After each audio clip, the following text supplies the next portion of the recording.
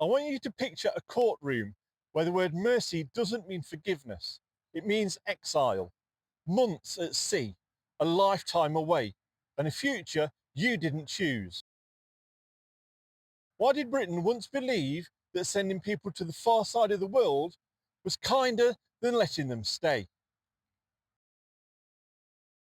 When I read the old records, the phrase appears again and again, transported beyond the seas.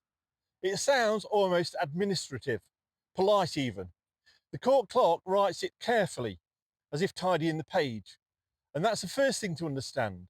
Transportation was framed as restraint, not cruelty. In the 18th century, Britain had a problem it didn't know how to solve.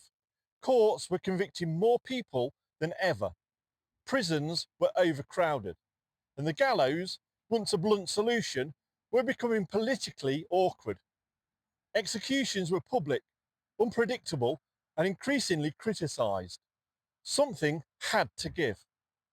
So the law reached for a word that softened the blow.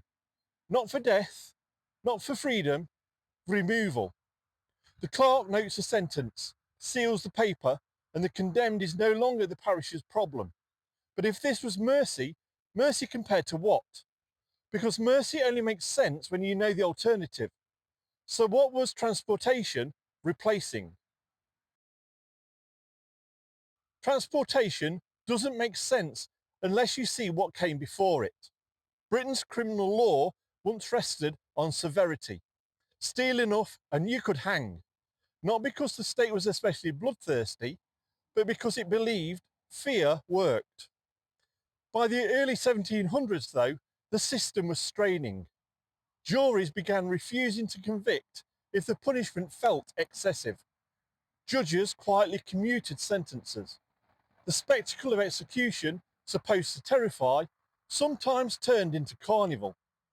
The law needed a punishment that looked firm without being fatal. Transportation filled that gap. It removed people from society, preserved the authority of the courts, and avoided the finality of death.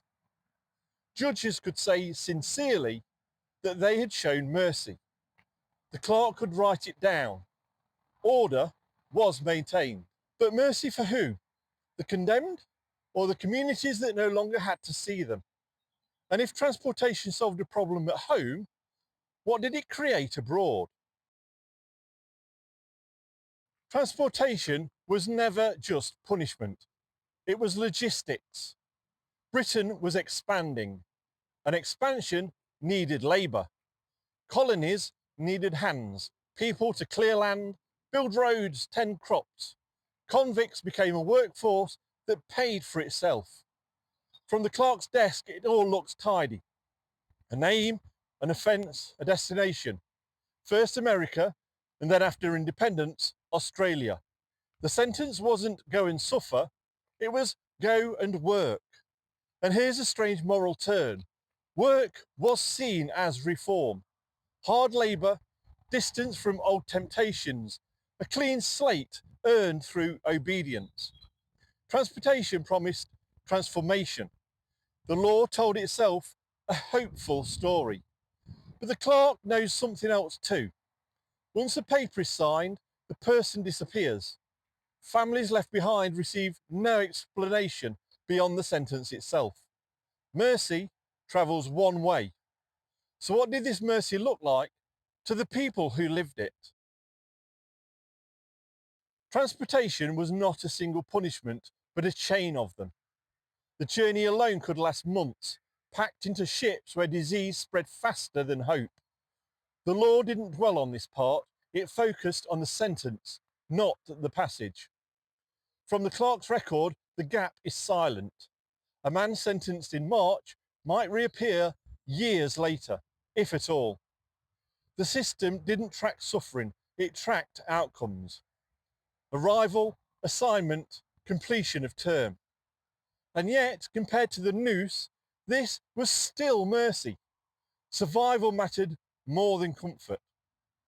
The possibility, however faint, of a future beyond the sentence mattered more than the journey itself.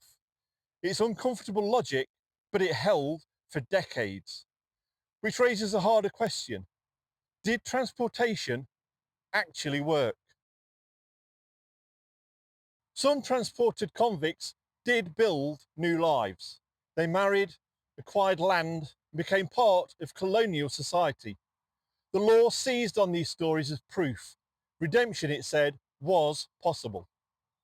But the clerk's ledgers also record returns, reoffending, secondary punishments, lives broken rather than remade. Transportation didn't address why people offended in the first place. Poverty, instability, lack of opportunity all sailed along with them. Here's where I want to pause and ask you something. When you think about punishment, what matters more? Deterrence, reform, or removal? There's no easy answer.